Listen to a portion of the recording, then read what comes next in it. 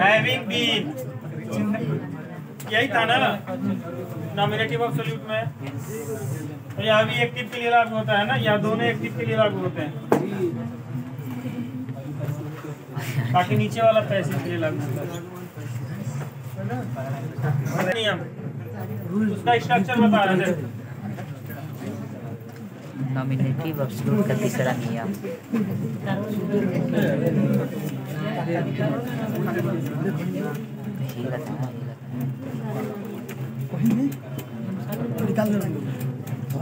अब यहाँ दो सेंटेंस दिए गए हैं ना, मैंने पहले ही बताया था कि नॉमिनेटिव एब्सोल्यूट में दोनों सेंटेंस एकदम अलग होते हैं, किसी का किसी से कोई संबंध नहीं है, केवल कारण और परिणाम का संबंध होता है। एक सेंटेंस कारण बताएगा और दूसरा सेंटेंस उसका परिणाम बताएगा। कारण बताने वाले सेंटेंस में बदलाव करके नॉमिनेटिव एब्सोल्यूट बनाते हैं। मान लो कारण बताने वाला सेंटेंस अगर पैसिव वॉइस में है, पैसिव वॉइस की पहचान कैसे होगी? हेल्पिंग वर्ब प्लस वर्ब का थर्ड फॉर्म। पैसिव वॉइस पहचाना जा सकता है क्योंकि अलग अलग सहायक क्रियाओं के साथ आते हैं वर्ब का third form. Is, am, are, was, were के साथ थर्ड फॉर्म आ जाएगा। हैज बीन, हैड बीन के साथ वर्ब का थर्ड फॉर्म आ जाएगा।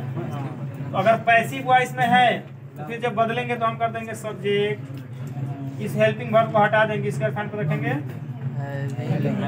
हैविंग बीन, और उसके बाद वर्ब का थर्ड फॉर्म फिर रख देंगे ऑब्जेक्ट, ऑब्जेक्ट के बाद फिर कामा, और कामा के बाद सेम सेंटेंस ऊपर वाला वैसे ही उतार देंगे।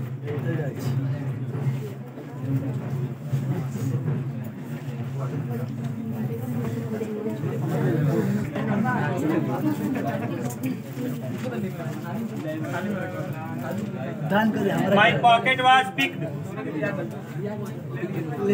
I had no money for bus fare. अच्छा जी।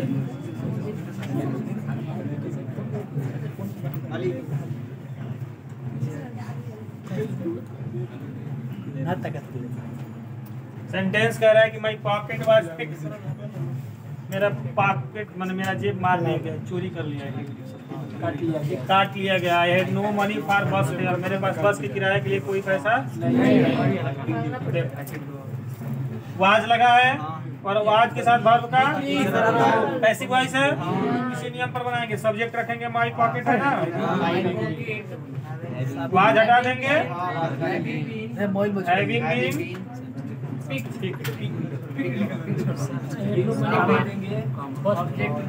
कामा देंगे, और कामा देने के बाद कामा देने के बाद सारा सेंटेंस वैसे ही था।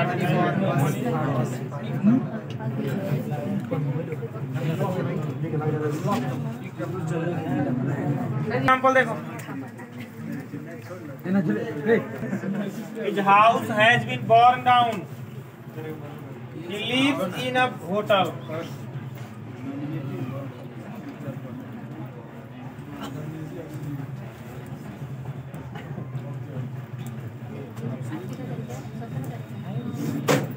देखो कह रहा है कि his house has been burned down, उसका घर जल गया।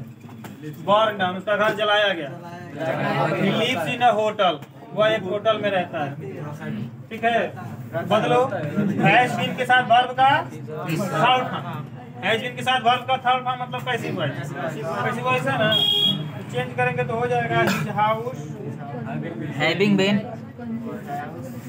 हिज हाउस हैज के बदले रख देंगे हैविंग बीन, पैसिव में है तो been, his house having been burned down, comma देकर लिख देंगे he lives in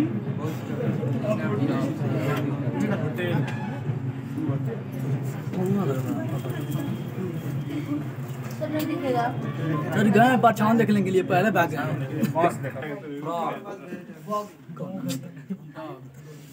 The fox was very dense. Fog है कि फॉग होना चाहिए सर।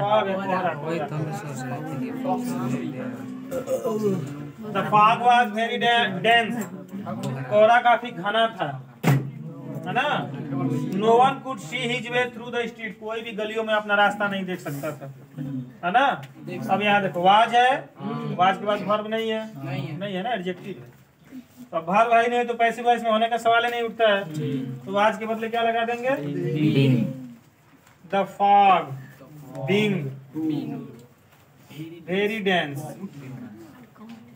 ठीक, कमा देकर लिख देंगे no one see his way through the streets. ये हो जाएगा। अगला एक और एग्जांपल इसके साथ देख लो, उसके बाद अगला हेडिंग बनवा रहे हैं। The bank was closed.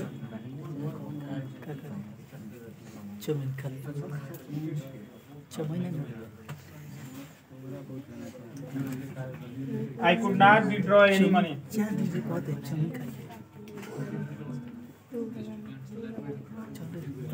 चलो आजू Any money.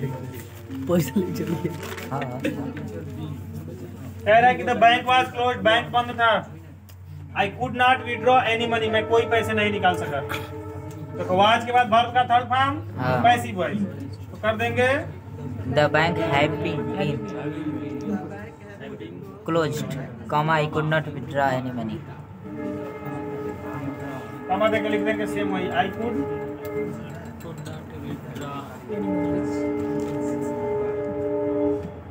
Any money.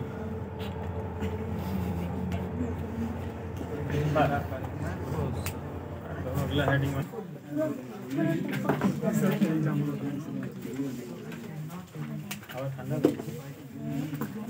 पता था सर 22 दिसंबर के बाद ठंडी पड़ेगी। पोजीशन का मतलब होता है साइड बाय साइड, किसी नाउन की जानकारी को उसके साइड बाय साइड रखा जाता है ना। फ्रेज इन पोजीशन में किसी नाउन के बारे में जितनी भी जानकारी दी जाती है क्रमवार उसको साइड बाय साइड रखा जाता है ना। जैसे मान लो एक नाउन हो गया सब्जेक्ट, सब्जेक्ट के स्थान पर नाउन या प्रोनाउन आता है ना। ठीक, इसके बाद हेल्पिंग वर्ब आ गया, हेल्पिंग वर्ब के बाद मेन वर्ब आ गया, चाहे इसके बदले एडजेक्टिव आ गया, चाहे कोई भी एक अदर वर्ड, इसके बारे में कोई जानकारी आ गई। ठीक, इसके बाद एक और सेंटेंस देगा सब्जेक्ट वर्ब और मैंने कहने का मतलब कि एक नाउन देगा, उसके बारे में बताएगा इन्फॉर्मेशन, इस नाउन पे कोई जानकारी देगा कि यह नाउन क्या है, कौन है ना। उसके बाद इस सेंटेंस में या तो जानकारी बताएगा, नहीं तो इस नाउन के द्वारा होने वाला चाहे किया गया एक कार्य बताया जाएगा, है ना। मैंने नाउन का एक कार्य बताया जाएगा, वो किसी भी टेंस में हो सकता है, उसका कोई नियम नहीं कि वो प्रेजेंट में ही होना चाहिए, वो किसी भी टेंस में आ सकता है। ठीक है, हमको क्या करना होता है सिंथेसिस करते समय, ठीक, सबसे पहले इस सब्जेक्ट यानी नाउन को रख देते हैं। ठीक, नाउन के बाद कॉमा देते हैं, हेल्पिंग पर हटा देते हैं, जो इंफॉर्मेशन वाला शब्द होता है उसको लाकर यहाँ रख देते हैं, हो जाएगा नाउन। फिर इसकी इंफॉर्मेशन और इंफॉर्मेशन के बाद जो इसमें कार्य है वो कार्य यहाँ से लाकर रखते हैं, वर्ब और ऑब्जेक्ट। तो यह आपका सिंथेसिस हो जाएगा। फ्रेज इन अ पोजीशन का मतलब यही होता है कि उसमें दो वाक्य आएंगे, दो से अधिक भी आ सकते हैं, है ना। उसमें एक नाउन या प्रोनाउन के बारे में कोई जानकारी दोनों वाक्यों में दिया रहेगा। जिस वाक्य में नाउन या प्रोनाउन रहेगा उस वाक्य में भी जानकारी दी जा सकती है ना। और उसके अगले वाक्य में इसके बारे में कोई कार्य बताया जाएगा, चाहे इसके बारे में एक और जानकारी दी जाएगी। क्रमवार जानकारी रखते हैं। जो पहली जानकारी है उसको नाउन के तुरंत पास लेकर आते हैं, कॉमा देके उस जानकारी को नाउन के पास लेकर आते हैं। उसके बाद फिर कॉमा देते हैं, यहाँ इन्फॉर्मेशन जहाँ हो गया यहाँ से फिर कॉमा देके, और फिर जो कार्य है वो वर्ब प्लस ऑब्जेक्ट यहाँ आता है। सहायक क्रिया अगर है तो सहायक क्रिया माने हेल्पिंग वर्ब, और नहीं तो मेन। तो ये सिंथेसिस हो जाता है। अभी हम बता रहे हैं, लिखो बता रहे हैं, ये लिख ले ना। इसको बताया है, लिखवाया है कि नाउन प्रोनाउन आएगा कोई, उसके बारे में कोई जानकारी दी जाएगी पहले वाक्य में। जिस वाक्य में नाउन या प्रोनाउन रहेगा उसी वाक्य में उसके बारे में कोई जानकारी दी जाएगी, जानकारी दी जाएगी ना। इस नाउन या प्रोनाउन के बारे में कोई जानकारी दी जाएगी। जानकारी वाला शब्द क्या होगा, या तो एडजेक्टिव होगा, कोई अदर वर्ड होगा, नहीं तो मेन वर्ब होगा। पर अधिकतर मान के चलना कि जानकारी वाला शब्द अदर वर्ड हो सकता है, चाहे एडजेक्टिव हो सकता है। दूसरे सेंटेंस में जो आएगा उसमें सब्जेक्ट के बारे में, उसके बारे में इसका कोई कार्य बता सकता है। इस नाउन या प्रोनाउन पे कोई कार्य बता सकता है, नहीं तो इसकी कोई एक और जानकारी बता सकती है ना।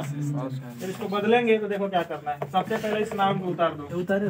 उसके बाद जो इन्फॉर्मेशन है उसको उतार दो, है ना, कॉमा देके। सहायक क्रिया नहीं रखना है, हटा देना है। डायरेक्ट इन्फॉर्मेशन रखेंगे, जानकारी। और फिर उसके बाद दूसरे सेंटेंस से जो कार्य है चाहे जानकारी है उसको यहाँ रख देंगे। एग्जाम्पल देखो तो समझ में आएगा। कह रहा है कि Milton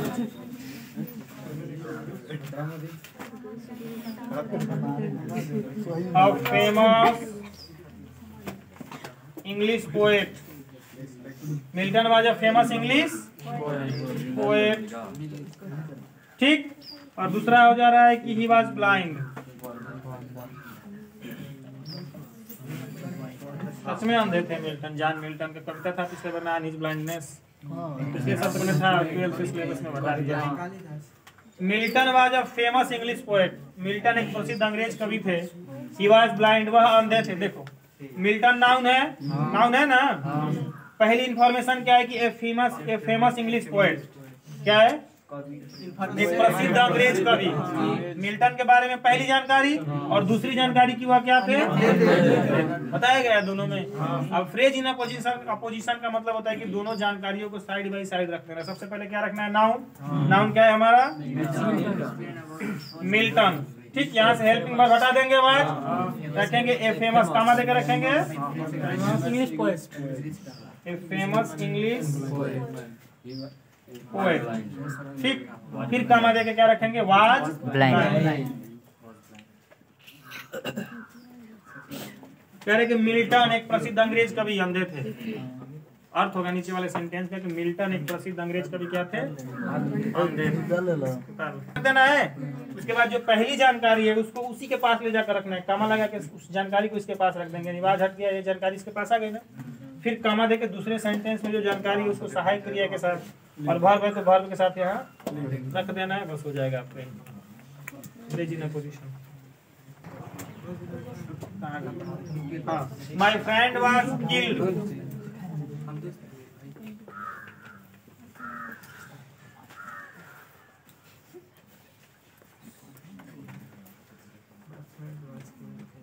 plane crash.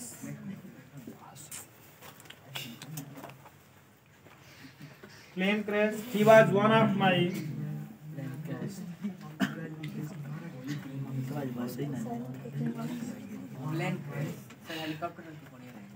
greatest supporters.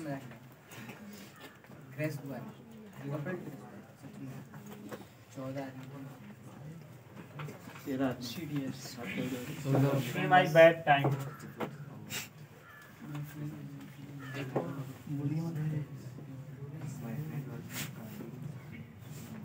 यही है, इसको करना है रेजिना पोजीशन।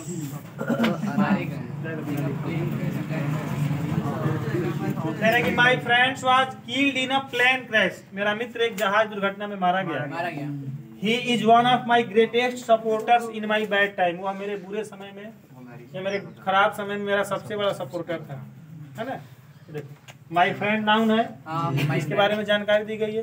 पहली जानकारी क्या है कि killed in a plane crash, लेकिन पहली जानकारी ये है कि वो मेरे बुरे समय में मेरा सपोर्टर था। तो पहली जानकारी ये है ना, मर जाने के बाद थोड़े सपोर्टर है, पहले सपोर्टर था। तो पहली जानकारी है, यानी इसी को उठाकर यहाँ से यह हिस्सा ले जाकर कहाँ रखेंगे, माय फ्रेंड के बाद। जब कंबाइन करेंगे फिर दो बार माई में आएगा ना, कोई दिक्कत नहीं। माय फ्रेंड, ठीक है, कामा क्या है, my greatest supporters in my bad time.